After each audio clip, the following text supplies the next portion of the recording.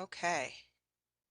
So the first thing that I am going to do is kind of show you some of our resources and things that we are going to generally meet with you throughout the semester. If you've met with us, some of these might look familiar. If you haven't met with us at this point, this is something that you'll find very helpful. So just give me 1 second here. Okay. Well, it's going way too fast. All right, as I mentioned, this is the SoE Hub webinar. My name is Karen Lewis. I am one of the advisors in the Hub, and I am joined today with Kim Loring and Jen Yeager. They are also advisors in the Hub. We do a lot of team advising during our drop-in sessions, and there's a good chance that you've gotten to know all of us at this point. So welcome, and we're here to welcome you as well. Uh, so a couple of things before I start. One of the big things, general housekeeping, is that late drop, or we like to call it the withdrawal deadline, where you could drop a course for the fall semester, is approaching on Friday, November 7th. Now, what that means is if you are nervous about passing a class and you want to withdraw from that class and possibly revisit it in another semester, you can withdraw from the course via SIS, and you will get a W, which means withdraw, on your transcript, which does not have any bearing on your GPA. Now, if you plan on doing that, I do recommend that you meet with an advisor to discuss your plans, just to make sure that dropping whatever course that you're intending to do so would not delay graduation progress. We also have a pass no credit deadline. A lot of students in the first year might not be pass no credit in courses unless they're considered free electives, or if you change majors and the course no longer applies towards your major. Again, revisit or visit that conversation with your hub advisor. You're more than welcome to ask questions about that here as well. But those are two deadlines that are coming up, November 7th and November 14th. Now, registration, which is why we're all here, officially opens generally for seniors on November 3rd. Athletics and ROTC students and students with certain uh, accessibility issues might be registering a little earlier. They might register November 3rd. Athletics, actually, please check your time tickets. I'm going to show you how to do that shortly, just for the mere fact that there was an error where a lot of students were receiving the wrong date, like November 4th. If you're an athlete, you are supposed to register November 3rd. So please verify that time ticket. And if you run into any issues, we want you to email us so we can help you troubleshoot that. Now, we do host drop-in sessions. A lot of our advising appointments are already booked just due to the volume and your engagement, which is great. We do have drop-in sessions in person in the hub, JEC 3606, Monday through Thursday from 2 to 4. So that's just a heads up on that. Now, like you've experienced in the summer, registration closes in the end of November, right before you go home for Thanksgiving break, but it reopens December 16th, which is the start of final exams, and it actually will remain open until the second week of the spring semester. So just some things to have on your radar. Now, as I mentioned, we want to make sure that you're ready for registration. Something you need to do sooner than later is make sure that you don't have any holds on your account. If you have not cleared the financial responsibility agreement, that is definitely going to be a hold. And we're also noticing that some students might have bursar holds for possible balances due on their account, and also medical holds in regards to vaccine paperwork that might not have been updated. So as you're preparing for registration, go into SIS. And this is kind of a student SIS dashboard. If you actually go over, the financial responsibility hold is relatively easy to clear. If you just click on the button under important links, it'll bring you to your traditional screen with the financial responsibility to clear that right away. So do that before registration, but I want everybody to check for holds now, because if you do have a medical hold or a bursar hold, those will prevent you from registering, and sometimes they take a little bit of time to clear up. So make sure that you have that on your radar as well. Okay, so now we're also going to make sure that everybody has a time ticket. I met with a couple of students this past week that actually didn't have them. So that is something that we definitely want to prioritize checking. And when you get your time ticket, it's more of a time window. Pay attention to the time that you start, just like in the summer. So if you're registering on 11/13, if you're registering at 12 o'clock, that's going to be what you're paying attention to. Everybody generally registers if you're a first year student without priority registration, you will be registering November 13th. So that is something you want to pay attention to. When you go in to prepare for registration, that is where a button will click clear up. It'll actually tell you if you have any holds on your account, but it'll also tell you when your time registration window opens.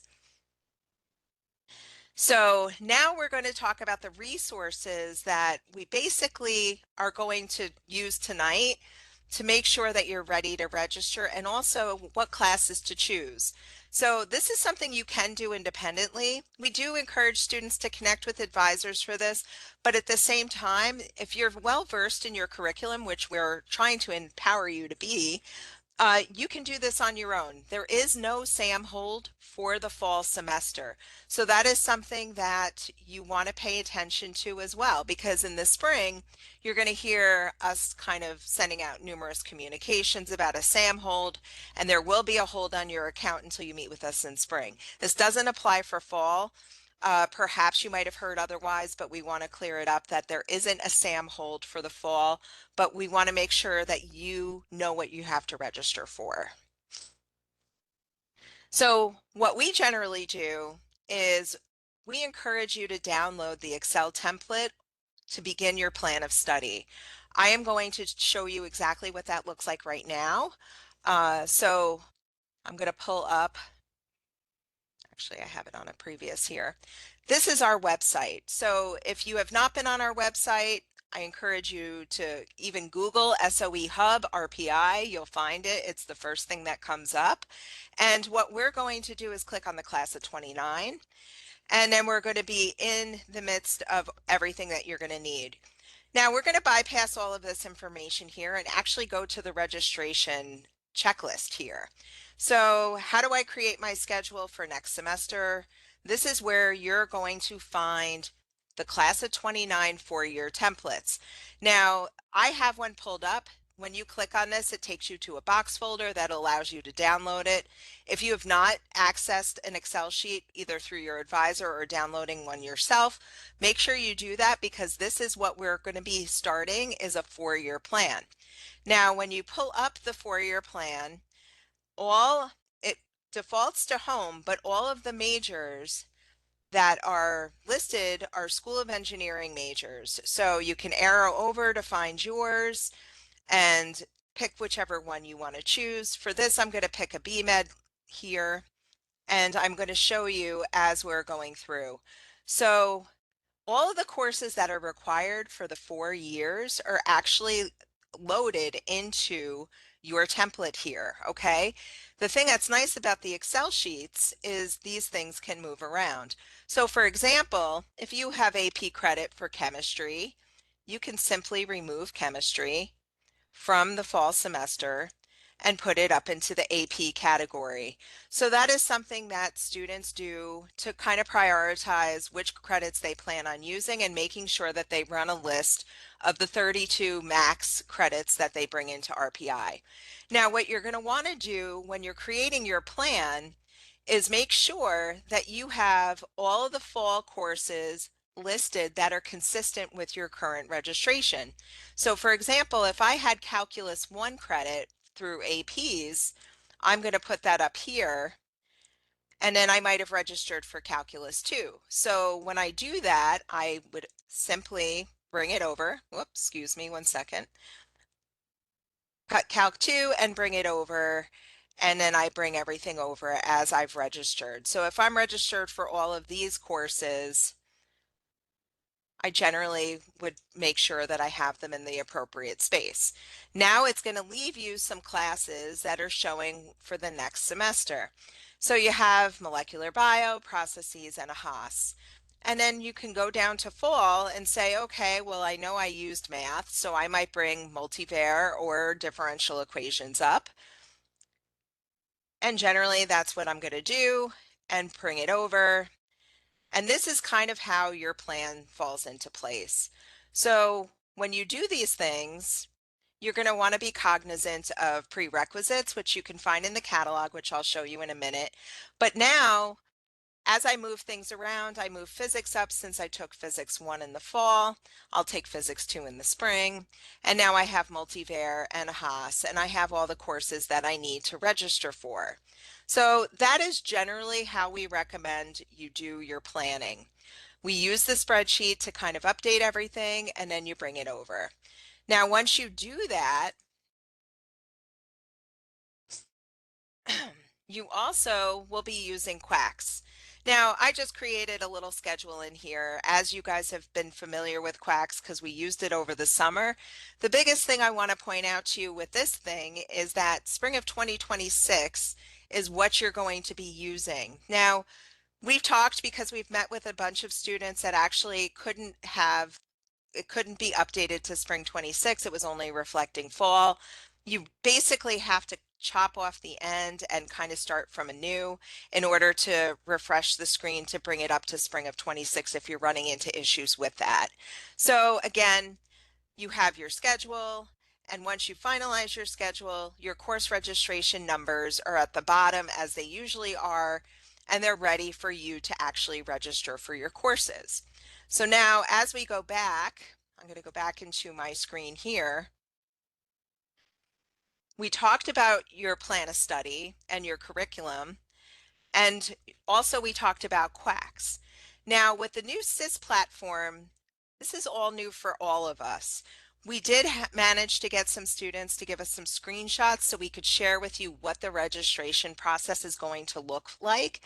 So when your time ticket is nearing, you're going to go into the Register for Classes tab in the registration dashboard on your main menu. Once you're there, you actually have different ways that you can register. First of all, this says fall of 2025. I want to clarify because we had to use screenshots. We couldn't choose spring of 26. Obviously, you're going to choose spring 2026 in order to register for the correct semester. Now, what we generally recommend is that you have multiple tabs up here. Enter by CRN, which are those course registration numbers that you saw at the bottom of your Quack screen. So once you click that tab, enter CRNs, it's going to look like this.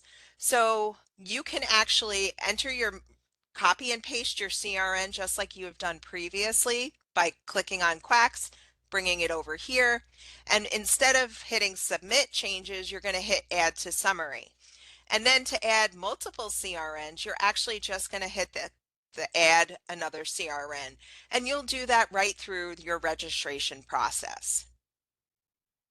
So, like I said, CRN, add to summary, click, and basically once you're done adding all the CRNs, you are complete with your registration process. You can go in and look at the schedule that you created, but generally there's no action that's going to be required after that point. Now, this is something that is a little bit different. I actually didn't want to show you this because it's a wait list, and the wait lists are still questionable about how we're going to navigate that. So if you do encounter a wait list on SIS, please reach out to us for instructions because we are waiting on that for an option as well. Now, like I said, we have the SOE Hub website. We have your Instagram, YouTube, all of those things, but we're also a #1 resource for you. So please don't hesitate to reach out to us, but we wanted to go through that. Now, the other part that I want to share with you that is actually not in the presentation is something that I've been getting a lot of questions in regards to, and it's your Haas worksheet. Now, Haas worksheet is also something that can be downloaded off of our website, which actually, let me go back and I'll show you where. Um, as you're scrolling down, it's under your Haas requirements. So we click here, and here's the Haas core worksheet. I already downloaded it kind of to make it a little bit easier on everybody, But the rules with Haas, and Haas is confusing, so I want to make sure that everybody understands what they're planning. If you did not take an INQR prefixed course in the fall semester, regardless of the number of credits you bring in or whatever the circumstances are, we will be requiring you to take an INQR course in the spring. Now, you can look in Quacks to see the courses that are listed there. You can also look in Class Search and SIS.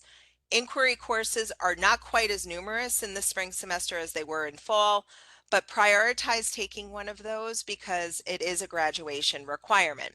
Now, we tell students they have to do 20 credits in Haas, 5 classes, that's kind of how it translates in total. An inquiry is one of the requirements. Now, this inquiry sheet, goes through everything. So you're going to want to read it in detail. But primarily, if you did a Haas inquiry course in fall, you could input that information right here. And then the next step, and this definitely applies to students that might have transferred in Haas credits via AP, IB, or dual enrollment credit, you're allowed to apply up to 8 credits total towards your Haas core. So if you do have those, you're going to want to prioritize finding an integrative pathway. And it's sooner than later because you're going to want to be able to utilize the credits that you've transferred in. Now, an integrative pathway is a series of 3 courses that will be related in somewhat kind of material. So I will show you kind of where you're going to find those. I think Kim might have posted the catalog in the chat already, but the catalog is really where you're going to do your research on your pathway. Now, your Haas inquiry course can or cannot or might not be in your integrative pathway. Either way is totally fine. What our general rule is that you have to do 5 Haas classes total. You need to do a pathway and you need to click all the boxes on this sheet. So another requirement that you're going to have to do is a communication intensive course.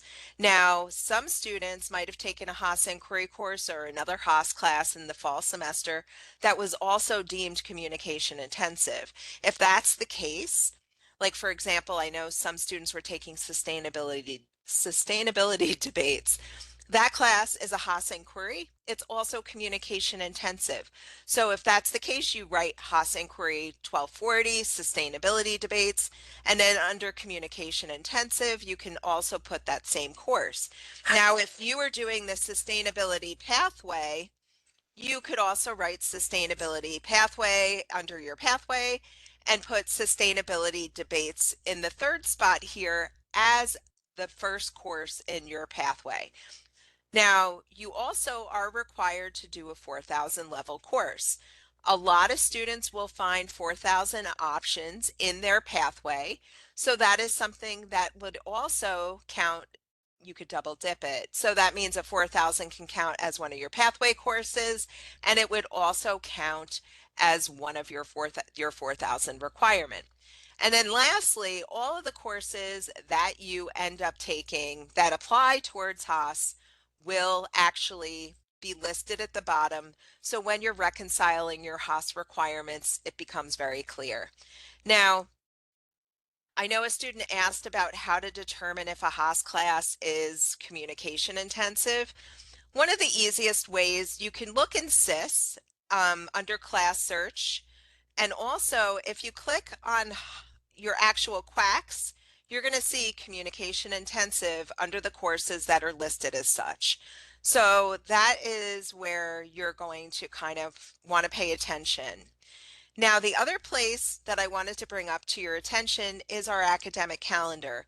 So when I was talking about pathways, a lot of students might be scratching their heads about, like, I don't even know what the pathways are.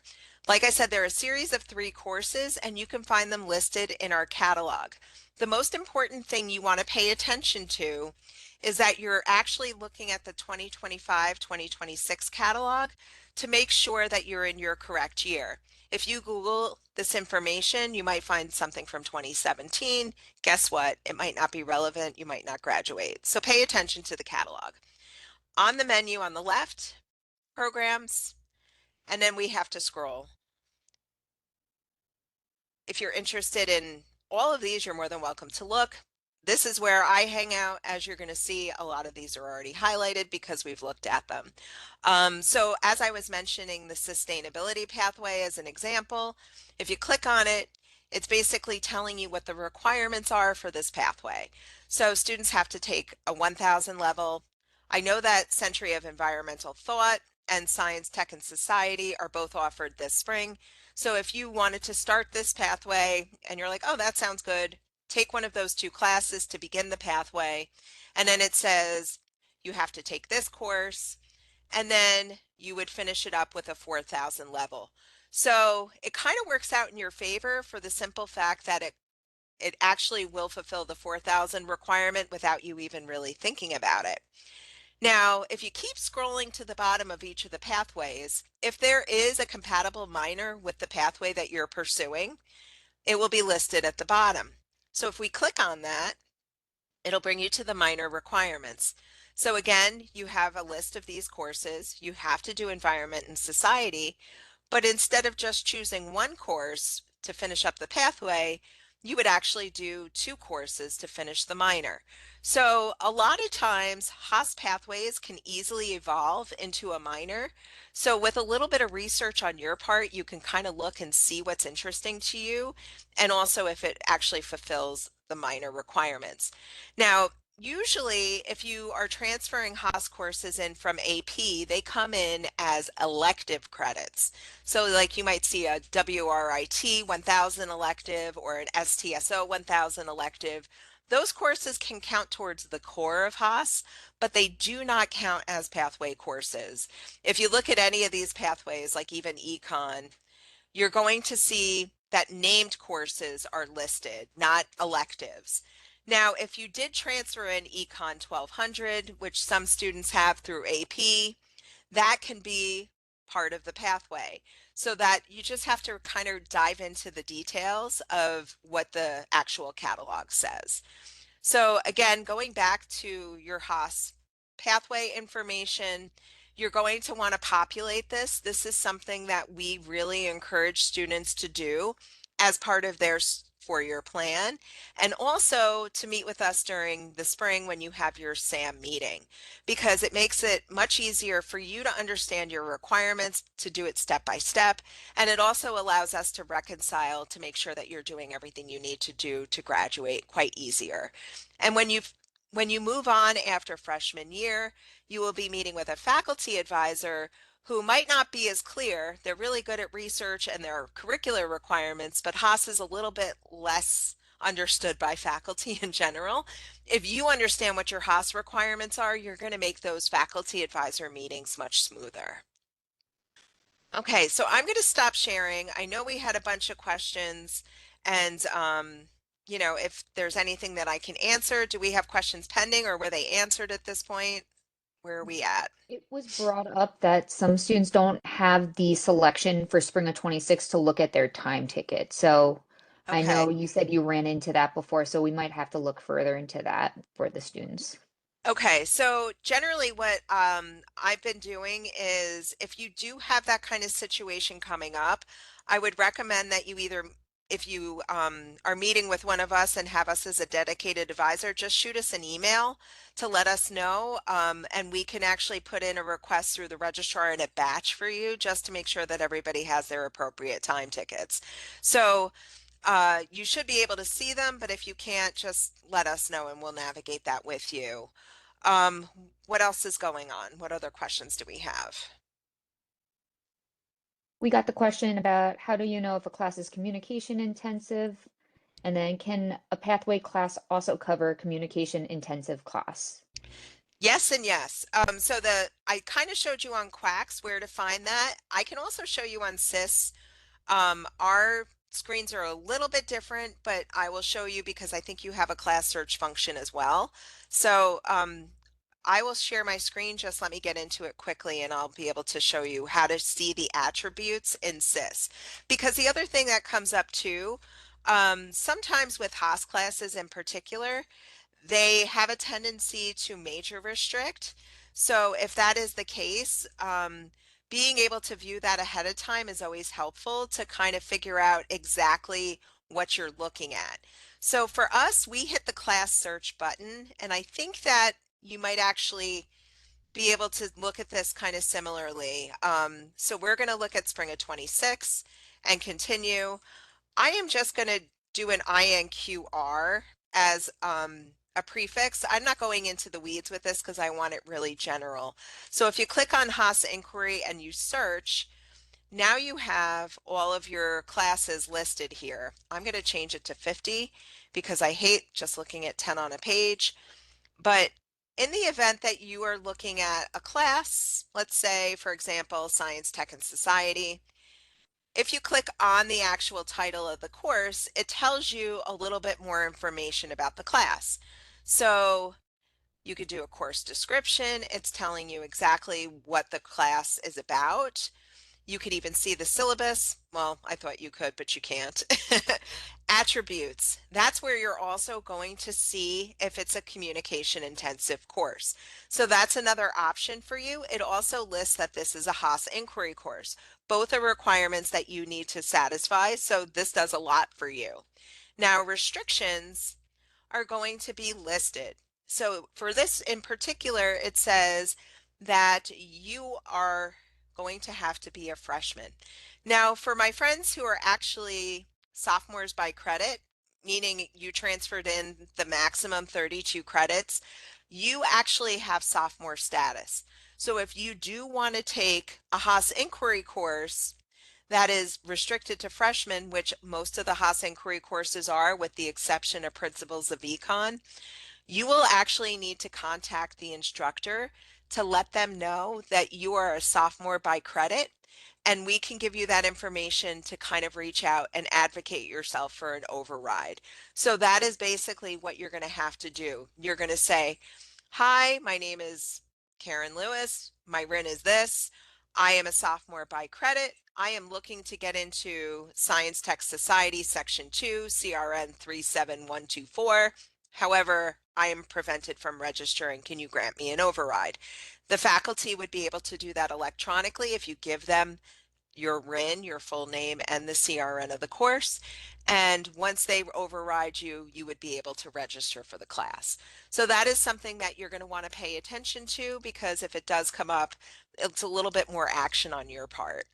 But as I said, we're going to go through. You can kind of look at the restrictions. Again, most of these are just restricted to freshmen. And attributes, Haas inquiry, this is not, this is also a communication intensive course. So that's kind of how you can find those on the CIS side versus just the quack side.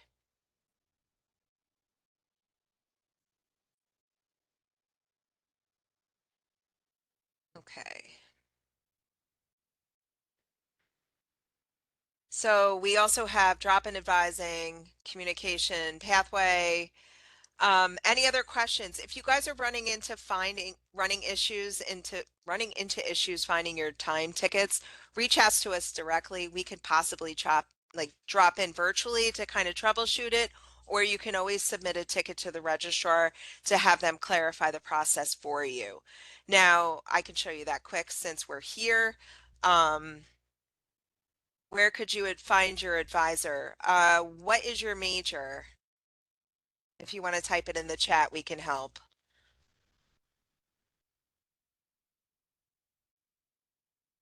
So if you're undeclared, if you actually go into DegreeWorks, which is also on your CIS panel, you can say you'll see your listed advisor on the banner of DegreeWorks. But for you specifically, I believe you're meeting with Kim, who is on this call. Do you have any recommendations on the actual day-to-day scheduling process, or should I just go to drop-ins? So there's a couple of different options that you have.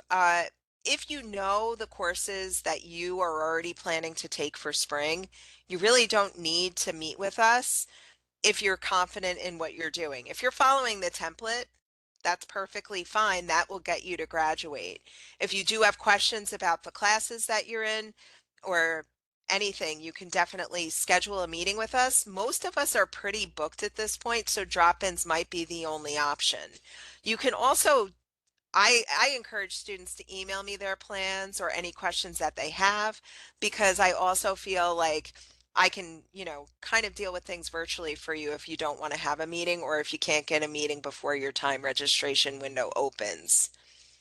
Um, what do most kids take after the inquiry? I was looking at the pathway under programs and there's a massive list and I don't, that's a good question. So, um, the question was, if you're pursuing the econ pathway, what do you do next?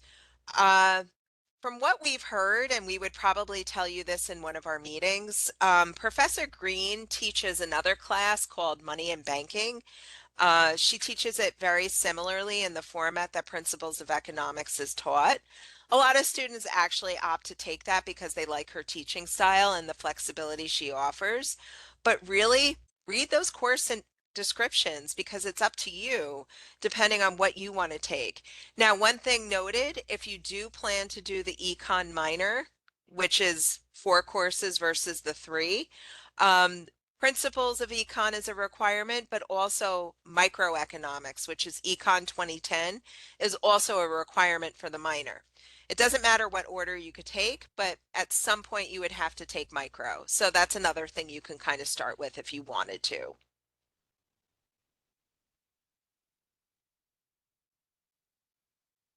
Of course. What other questions do you guys have?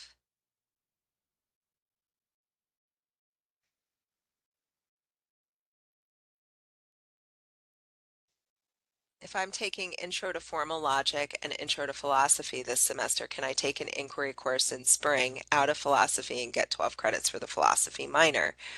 Okay, so formal logic is definitely, let's go to the catalog to actually look at that to make sure that I'm answering that correctly because it'll outline the specifics. So Intro to Formal Logic and Intro to Philosophy are both of your courses and you need to take an inquiry. So again, if you did not do an INQR, yes, they're both 4 credits. You would need to do that in spring. Again, let's go to the catalog. Okay, so if we go to catalog and we go to programs again, and we go to the philosophy pathway, you have 12 credits from the following, but you always want to make sure that you read the specifics above because sometimes they throw some sneaky things in here. Only 4 credits can be applied from the Haas inquiry courses, which is fine. Choose remaining credits from 2000 or 4000, excluding all independents, blah, blah, blah. Okay, so the inquiries are great ideas in philosophy. I know that's offered this spring. You do have introduction to philosophy and you also have your introduction to formal logic. Now, it does recommend that you take the remaining courses at 2000 or 4000, but if you did want to do great ideas in philosophy, you can absolutely do that for part of the pathway requirements. Now, as we scroll and we look at the philosophy minor, let's see how it plays out here. So, great ideas in philosophy is listed. Um, and then intro, so it does tell you that you can only do one towards the minor. You do have to do the inquiry though, and if you want to remain consistent, you should do so. But that means that you're going to have to take 3 courses at the 2000 or 4000 to complete the minor. So that's where sometimes things get a little tricky. They're lumping in the philosophy class, even though it is not labeled as an inquiry, they're counting it as such. So that's where you're going to have a little bit of an issue. And if you have questions about it, feel free to reach out further. Um, but that is something that we encounter time to time with Haas, and we want to make sure that you see all the nuances here to make sure that you fulfill that requirement. In fact, it says one of the 3 for the minor has to be at the 4000 and at least one needs to be designated as communication intensive. So hopefully that helps with the process for you. Um, Generally, philosophy can be a lot of writing. I kind of equate Haas classes to be a lot of writing in general, unless you're doing something like more of an economics course. And the other thing about pathways, we do require that you declare a pathway by the end of the spring semester. That is part of your SAM requirements. But it's not locked in. You don't have to stick with it. You do have the option to switch your pathway if you decide to do something different. You just have to wait till the following semester to make those changes. What other questions do we have? Anything else?